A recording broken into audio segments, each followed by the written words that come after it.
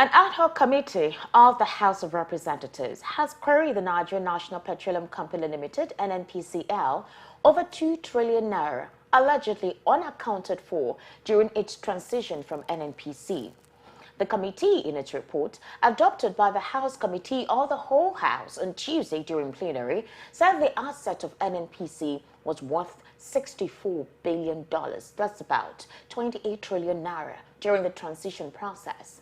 But only $58.8 billion, that's about 26 trillion naira, was transferred to the Nnpcl Limited.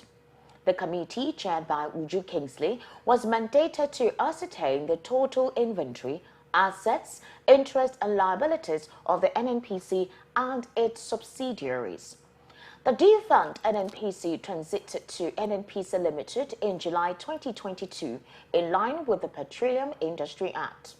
The transition changed the entity from a state-run entity to a commercial oil company.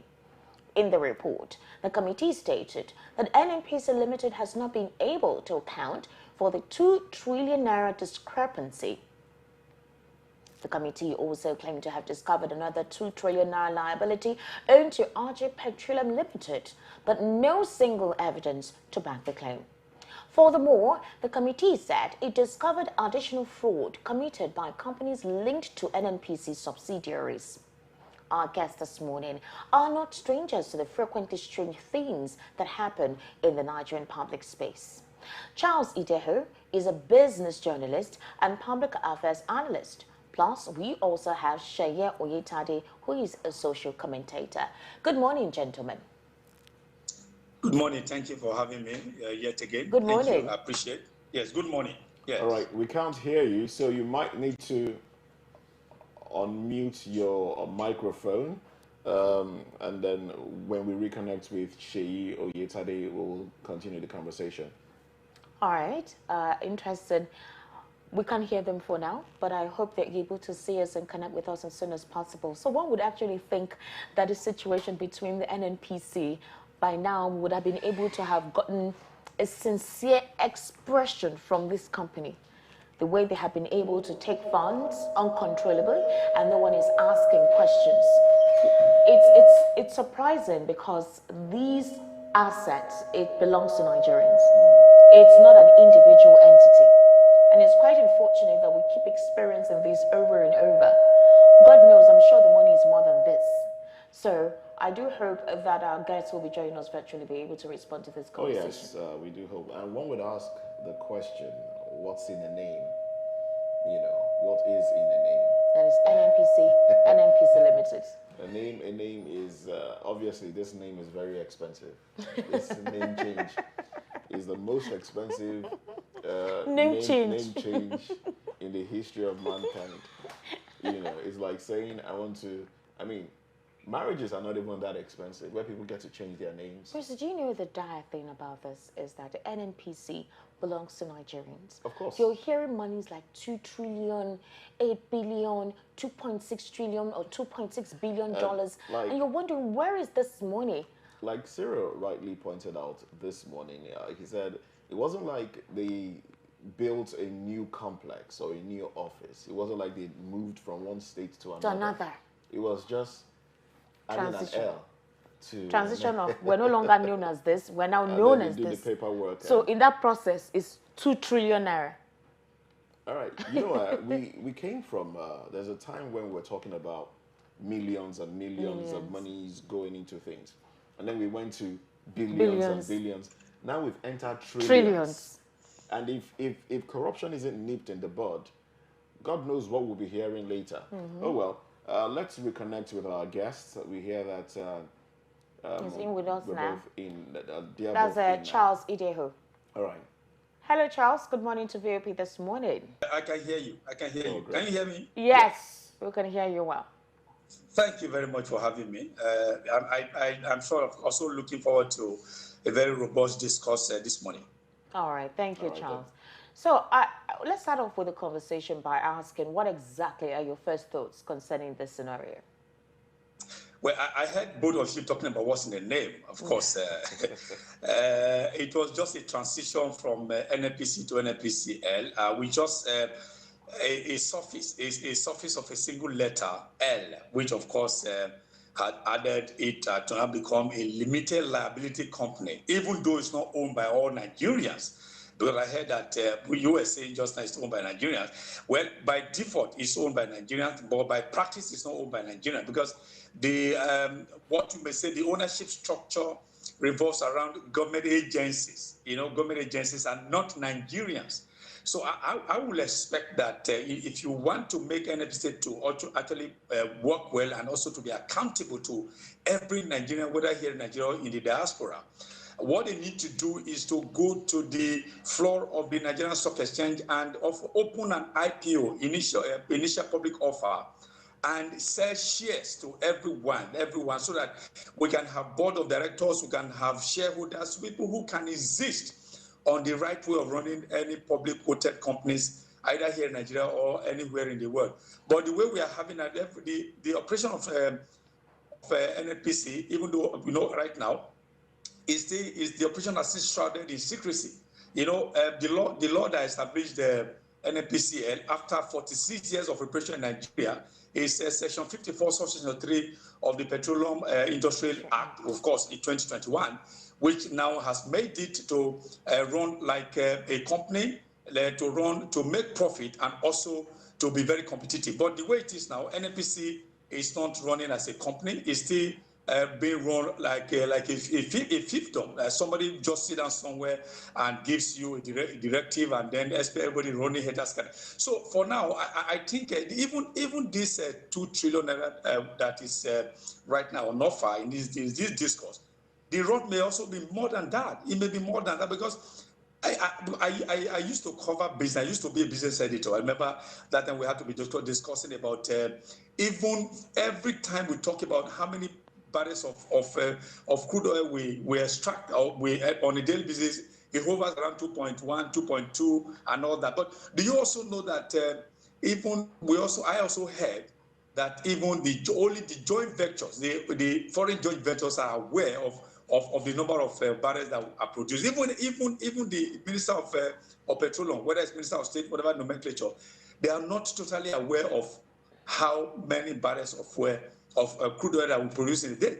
So all these things, I'm saying that Nnpcl, even though it's now becoming limited, I think Nnpcl should visit the Nigerian Stock Exchange so that it can be properly publicly quoted, so that it can actually run, they can properly audited, and whoever is found wanting can already be shipped out of the system. But the way it is now, they are still being guided even by the laws that set them up. That law is not far-reaching enough. So that's the way I start. All right. Now we know that this conversation has been held a number of times, but let's have it here now. Was it appropriate? Was it right? Was it timely to transform Nnpcl into a limited company? Well, I think we spent too much time. It was over delayed. Okay. Because you remember that time when this PIB came in, people, when it was the Petroleum Industrial Act, it generated a lot of furore, generated a lot of sparks. People were saying this and that, thing that. The oil producing communities were saying they were all shortchanged and all that. But by the time the PIB became a PIA, everything had been changed. Everything had been changed, and then you couldn't even recognize the original bill that was set to be far-reaching, to meet the yearnings of those host communities of oil companies and all that. So I think it was long overdue, but because we spent so much time on talking about even the inanities, then along the line, what this government just did is that because at the twilight of the administration of Buhari just wanted, because they promised already that we're going to do that, they just, let's do it anyhow it should be, so that it will also be recorded in their own credit that it was during the administration of Muhammad Buhari that Nnpcl transitioned from Nnpcl to Nnpcl. Outside that, I don't think it's just a mere nomenclature change. I mean, nothing has changed in Nnpcl at all, which of course this is why you are having this list that up to about 2 trillion naira is unaccounted for as we speak. Now, Mr. Charles, there have been several Yes. occasions where we've heard the House say that the NNPC has not remitted some amount of funds or they have not paid the tax. We've been having several committees constituted to audit, whereby the NNPC is meant to audit whatever it is that is money is generated from the number of barrels of petrol they have sold. But it always obviously feels that when one of them in the House of Representatives asks those questions, we just hear it in the news and then nothing happens anymore. The only time we get to hear something is when the NNPC is telling you that the federal government is owing them a certain amount of money and they need to recoup that money. So the question we're asking again, for a natural resource that belongs to everyone, which is being held by a few representatives, supposedly, and almost like what belongs to us, we're paying to get what belongs to us. And now they're removing subsidy from that, which is one of the very main sustenance that is in terms of revenue, in terms of most everything that we actually do here. What would you say concerning the committee finding this out and how they should expedite the process to ensure that we get to hear the truth?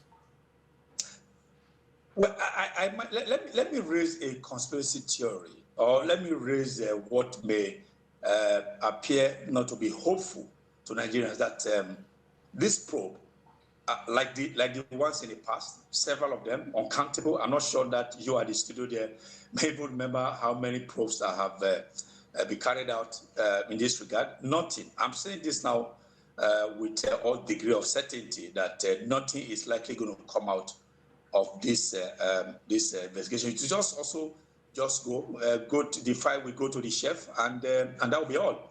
Because NNPC, the way it is structured, the way it's wired, it operates at its own behest. It operates, it's discretionary. They just want to do what they want to do.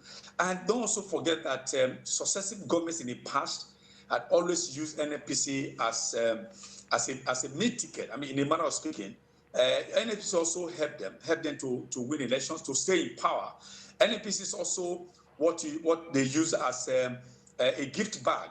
If you have somebody who is a government patronage, you just put your hand inside the gift bag, and then whatever you bring out, you give to the person, and then they shout Eureka to you and all that. So NNPC has the way it has been wired. It's not wired to be responsible and to be to respond to Nigerians. NNPC, I heard you say it belongs to us. Sometimes I even ask, who are these us? Are you part of the us? Am I part of the us? So NNPC, yes, it was supposed to hold all the assets and liabilities in trust for us Nigerians. But over the years, for the past 46 years, until was it July last year that it became a transition from NNPC to Nnpcl. NNPC was not responsible to Nigerians.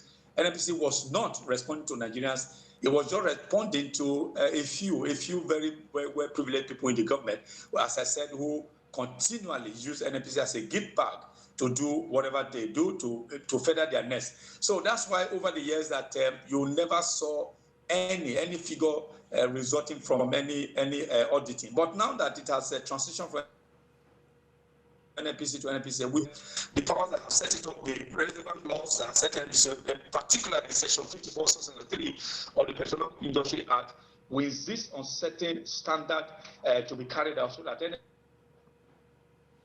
be properly run, the way quoted companies can be run, the way limited companies can be run, so they can be indeed responsible to you at the studio and also responsible to all of us here.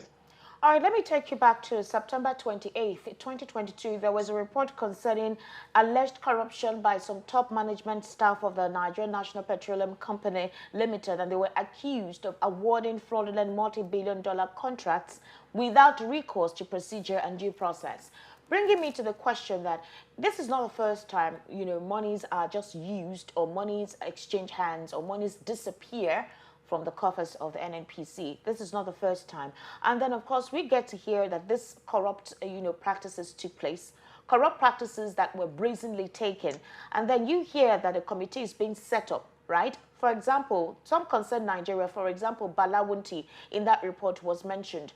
And then you realize that the group general manager at the time was asked questions, and Wunti allegedly, that is, this individual allegedly awarded different contracts in flagrant violation of the procurement process and only to companies endorsed by him. Which brings me back to a question that beyond 2 trillion naira, There have been other amounts of monies that up to now, if we try to calculate it, it's something that may literally, shift somebody's brain to the left. The question now is, how do we continuously hold these people accountable for what they do? Hello, Charles, are you there?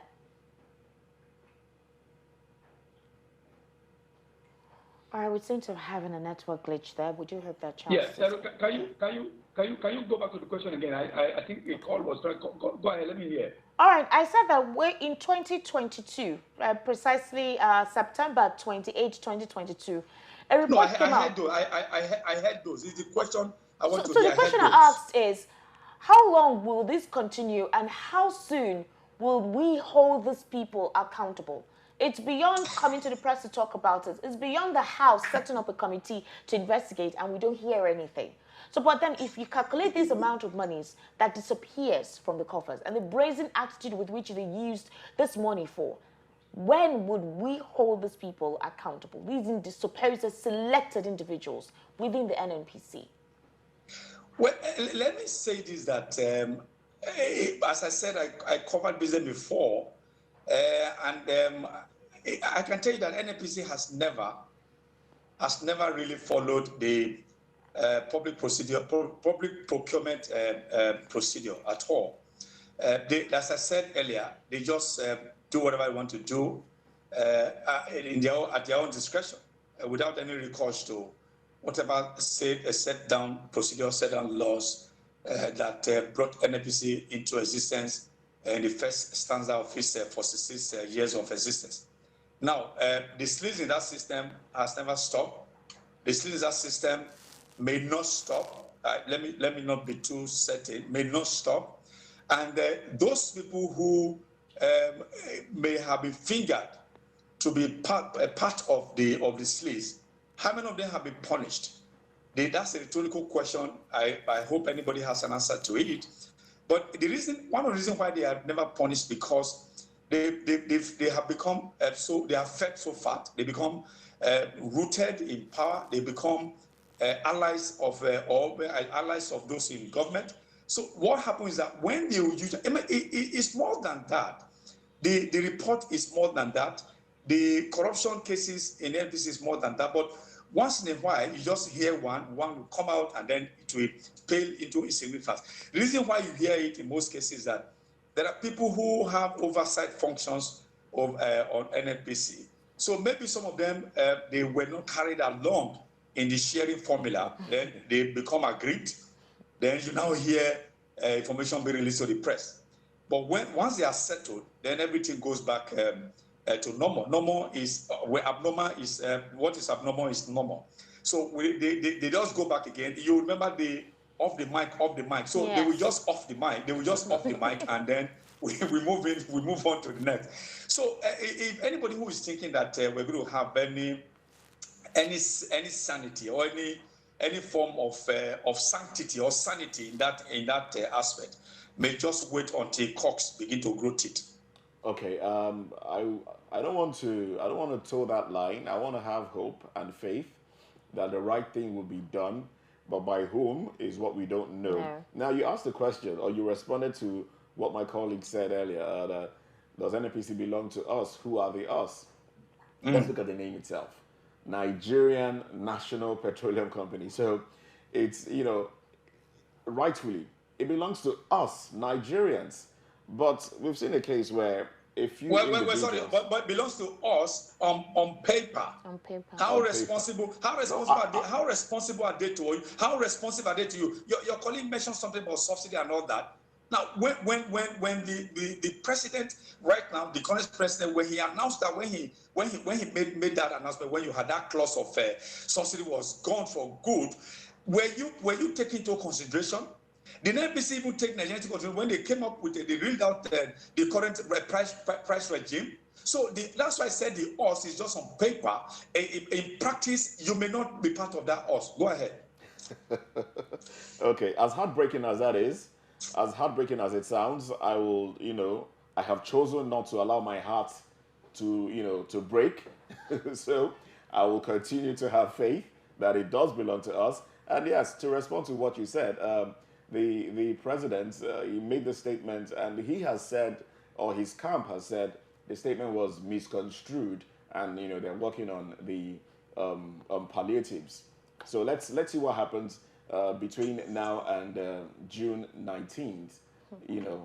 So let's see what happens. But now, All right. we know that there are reports that in NNPC, Mili Kyari and some other persons were paying themselves gratuity that runs into billions of naira. That was carried by some papers, and Sahara Reporters being one of them, paying themselves gratuity that ran into billions of naira while still in office. Now, that in itself is what one would call brazen corruption. Why do you think, well, you did say that, pockets have run deep and all of that, but what do you think should be done differently to ensure that people that have taken the monies of Nigerian companies like the NNPC, which of course belongs to us, yeah, should be brought to book? Who and who should we hold now, all right, and say, okay, you should come and answer for this? Go ahead, Okay. please. Yeah, well, you mentioned the NNPC top-notch paying themselves gratuity, but let's look at, is that not abnormal? Because if you look at the etymology of the word gratuity, it is something that came into being when you began to have a workplace in I think it started in the US, I can't recall now what countries, when people had meritoriously served their country, they meritoriously served any organizations and for a number of years, and they are retiring or they are being disengaged. Their services are regarded as being gracious. So in order to be grateful to them, that gratitude is shown, and in pecuniary measures, in monetary measures, is what you call gratuity. So you are grateful to them, you are showing them gratitude for dispensing their duties, for serving that organization, for serving the country graciously. You gratify them, you remain grateful to them, and it is that gratitude that, of course, in monetary terms become gratuities. I just wanted to clear that so that you know that what they did by paying themselves by 6-7 is quite a huge abnormality. So because anyone who is still in service is not qualified for any gratuity because the person has not been disengaged from office. So having said that, all these things are not new. As I said earlier, I mean, you have just suddenly become part of my page, the page that I opened earlier, to tell you that NNPC is not responsible to you, has never been responsible to you. Because if NNPC were responsible to you, most of these things that the highly placed officials of NNPC are doing we are doing with impunity. They are doing, not minding whether anybody whether there are laws that set up that opposition. They do it at their own behalf. They do it at their discretion because they know that nothing might ever be done that will bring them to book. And I can say that with a degree of certainty. I'll say certainty that nobody is going to be punished. I mean, the gratuity that they pay themselves, Mele Kyari is still in service. So how will somebody who is still in service be qualified for gratuity when he has not been disengaged from office, from service also? So it boils down to the fact that NNPC is a child of corruption. What do people call it? And people they call NNPC the twin tower of corruption in Abuja, and they never come up to say, no, we are not. So it's something that has happened over the years. All you hear are just pockets of report, as I said, found their ways to the public domain because some people were not properly settled. I mean, settled using that word loosely. So that's how it is. And as I said, you said I don't want to dash or hope that it may not stop even in 5 years' time. All right, Mr. Charles, this current administration in their campaign and manifesto said that they would try to fight corruption, which of course is the same premise from the administration that just exited from government. And we saw how corruption transpired then, right? The same thing too that we're trying to experience now. But the question is that we've seen a situation within the NNPC where there are falsification of documents, they conceal bribery payments, they fraudulently mischaracterize bribes as a normal business expense, they do overbilling, and there is an understanding between members, that is officials of the NNPC, as well as the individuals. They decide who gets awarded with the contracts. So when at the end of the day we hear that the House is investigating things like this, it is important for us to make sure that the House does the needful. Now, one of the responsibility of the press here is to highlight these issues. But we need a situation where at the House of Reps, somebody brings up that conversation. How do we do that? It's important for these people to be accountable to the people. It's a necessity, actually, considering the high cost of living and the situation in the Nigerian economy now. I don't know why. I don't know why I'm going to be raising a lot of conspiracy theories or hopeless situations in this. Ground does not. I mean, it does not actually bode well for all of us. The House of Representatives, over and over again since its inception in this dispensation in 1999, we have several ways that they have done this. You remember the Nnpcl's committee again later. He became. The hunter became the hunted. I mean, with you remember the Nnpcl versus Aruma Ote of the SEC, if you recall that. You remember the Farouk Lawan and Otedola case, which of course swallowed Farouk Lawan today. He's been hauled out of national reckoning. So all these things are there, and over time, as I said, if you are part of a certain committee that has oversight functions, and you are not properly remunerated, in parentheses, all you do, you go to town and just raise raise a voice, and then they will listen to. But then you are called to say off your mic, and everything goes back to their abnormality that is normal. Of course, to us outside the system, that system is abnormal, but to them within there is normal. So the House will do its oversight function. The House will carry out its statutory responsibility, but the House doesn't have prosecutorial power. They only have investigative power, but doesn't have the prosecutory power. And because of that, they can only do whatever they do once they hand over the report to the authorities saddled with the responsible prosecution. That is exactly where the case will end, because all of them who are also going to be involved, the security agencies, the police, and all that, how above board are they? How above board are they? And then if the IG says, I am interested in this case, shove it aside, and that's the end of it. The House may go back again. They may call the IG to come ask questions. IG will visit them to say, okay, we're going to be looking into it. And then the case goes into oblivion. And that has been the pain, that has been the way it has been. It's a process that NNPC. Let me tell you that if you're not aware that even the corruption appears to have been built into our national life. Corruption appears to have been built into the civil service. Corruption appears to have been built into our body politic. I can give you an example. As a journalist myself, there's a case recent, not a case partially. This case didn't also go to the public when a young man who works for a media house, the media house used to be appointed as one of the spokesmen of a particular governor of a state. And then they said the officials there, the PAM said the directors were not, whenever they paid this money to that media house, they were not coming back to say thank you as they wanted it to be. Maybe they are giving about 10 million. You were supposed to be distributing 1 million and all that. And then, so they told the young man who was representing the company to say, please, we're not going to enlist your company anymore. Say why? I said, because you people don't settle us well. You know what we're going to do? If you have any other company you can suggest, just bring the name. We will give you about 2 million naira from the money. Don't you want to make money? But the guy said, well, I have responsibility to my own company. I work there. They said, well, you are a mumu. My friend, you don't know how to make money. So it has become part. It has been engrafted. Corruption has been engrafted into our body, into our body texture, into our fabric, and into the body politics. So it's almost going to be very difficult for any single administration to weed out corruption. Even when I wish the government of President Bola Ahmed Tinubu very well. I wish it well. If he's able to do it, we will go to church for Thanksgiving. But again, it can only start, may not be able to finish it. All right then. Well, thank you very much, Charles Ideho, Public Affairs Analyst. Thank you for coming on the program. Thank you for your views. We honestly appreciate your contribution every time. Thank you. Thank you. I appreciate it.